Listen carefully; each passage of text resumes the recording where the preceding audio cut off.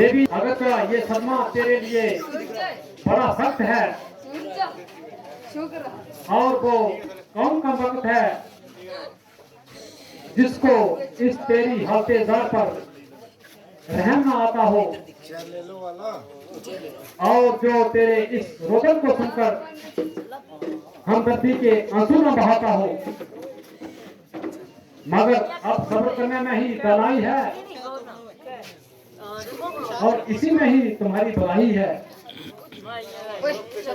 बाली का तुम्हारे साथ इतना ही संबंध था, और कुदरत की तरफ से तुम्हारे स्वाहा का इसी कदर प्रबंध था।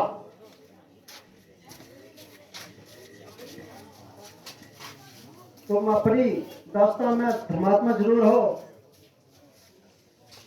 मगर मेहरबानी करके जरा मेरी आंखों के सामने से दूर हो। अरे बेरहम अनाई, किसी से झगड़ा किसी से लड़ाई, मगर तुझको बिना वजह हत्या करते हुए गैरत न आई। भाई भाई का आपस में तकरार था, मगर तुझे बीच में कूदने का क्या ख्याल था।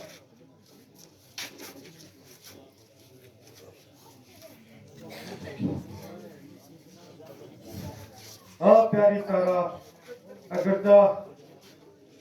तुमने मुझे समझाने के लिए बहुत मगज मारा,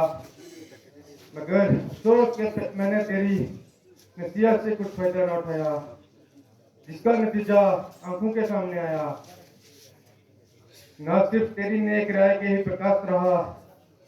बल्कि तुमको बहुत कुछ सख्त व सुस्त भी कहा। मगर अब बजाय इसके किसी पर गिला कि अफसोस करें, बेहतर तो इसी में है कि जिस तरह हो सके सब्र और संतोष करें। मुझको अपनी बदमाशियों का नतीजा मिला है,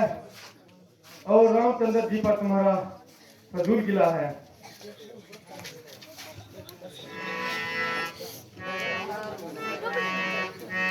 तुम सुनावे वीर हमारी, तुम करेगा प्यार पिता, तुम सुनावे।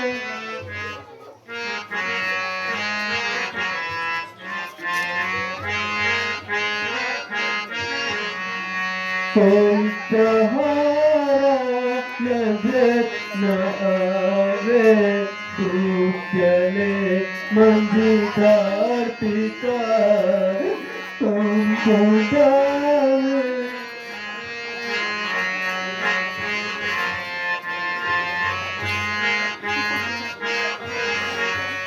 न कुछ खेला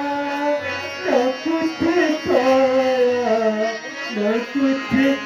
ऐतबार करी, न कुछ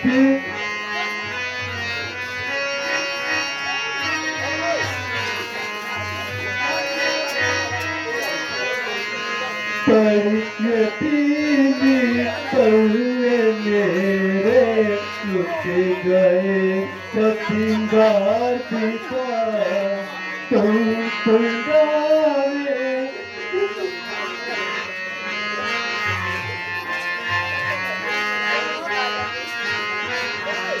सब टूटे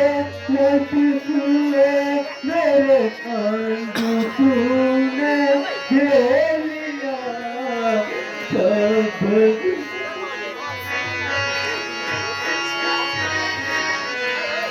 बेटा गोद में अंदर करे, अब कौन होगा पल पिता, तुम पंगावे।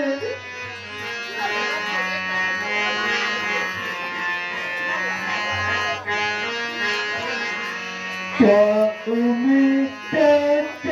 थे मुझको जो मेरी अंदाज करे,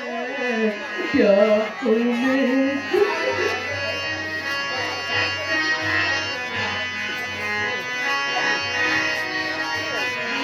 वो तो मेरी सूरत तक से हो शहीद बेजार पिता कौन जाने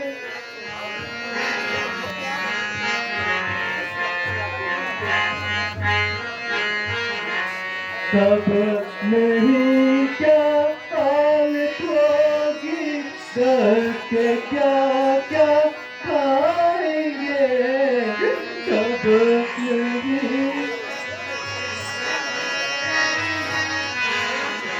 अब नहीं के हमसे अब ये दिन जाए घर बार पिता तुम बुझाए वीर हमारी कौन करेगा प्यार पिता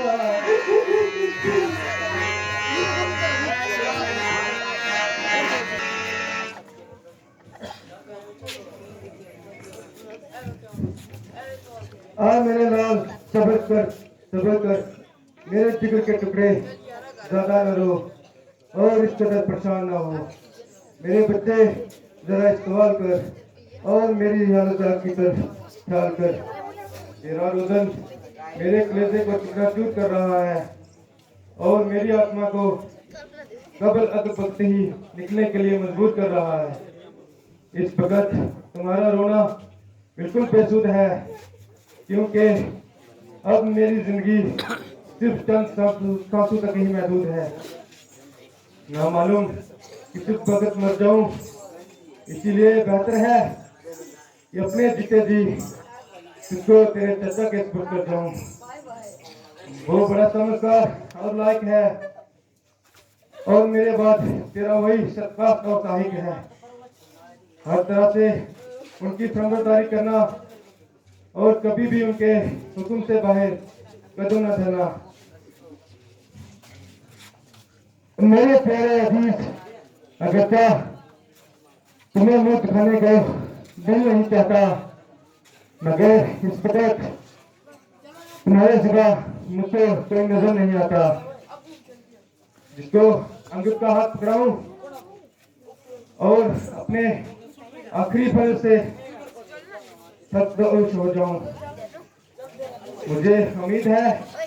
कि तुम पुराने किन्ने को दिल से निकालोगे और मेरी दुश्मनी का बोझ अंकित पर न डालोगे ये जैसा बेटा मेरा है वैसा तुम्हारा है और इस वक्त इसको आपका ही सहारा है गंगेश्वर इसकी उम्र दराज करे राक्षसों की लड़ाई में वो हाथ दिखाएगा कि उनको छठी का दूर याद आ जाएगा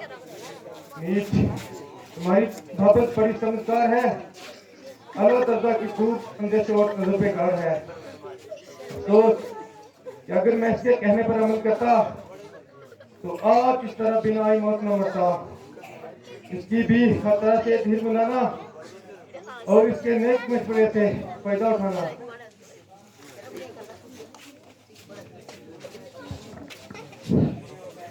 चाचा जी मैंने बड़ा उत्साह किया जो चंद रोज जिंदगी के लिए बड़े भाई का राज किया बावजूद मुझसे जबरदस्त और ताकतवर होने का भी आपने मेरी जान लेने का इरादा ना किया सिर्फ मामूली सी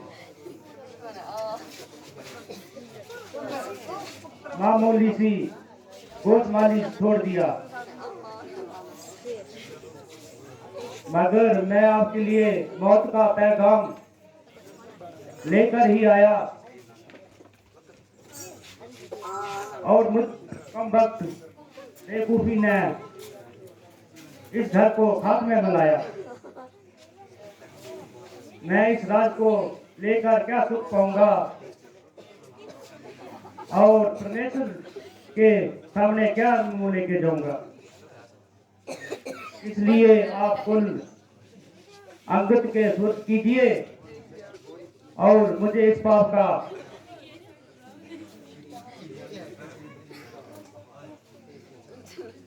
और वर्षित करने की आज्ञा दीजिए। जरा अपनी तबीयत को संभालो और ये बुजवानापन अपने दिल से निकालो। अगर यही कार्यपन दिखाओगे जो रामचंद्र जी से वायदेव अपमान कर चुके हो, उसे किस तरह से निभाओगे? आखिर बेवफा और टक्कर ही कहलाओगे? खबरदार ऐसा निकम्मा ख्यालात हरगिज अपनी तबीयत में न लाना, और जो वायदेव अपमान मुझसे कर चुके हो उनको पूरा करने के लिए अपनी जान को पर झूल जाना, मगर एहसान फरमोशी का दाग उनको न लगाना। मेरी अब आखिरी घड़ी नजदीक आ रही है और जालिम मौत मेरे सर पर मंडरा रही है, इसलिए अब मेरी अंतिम सृष्टि का सम्मान तैयार करो। जगदीश, मुझ छाती का दर्द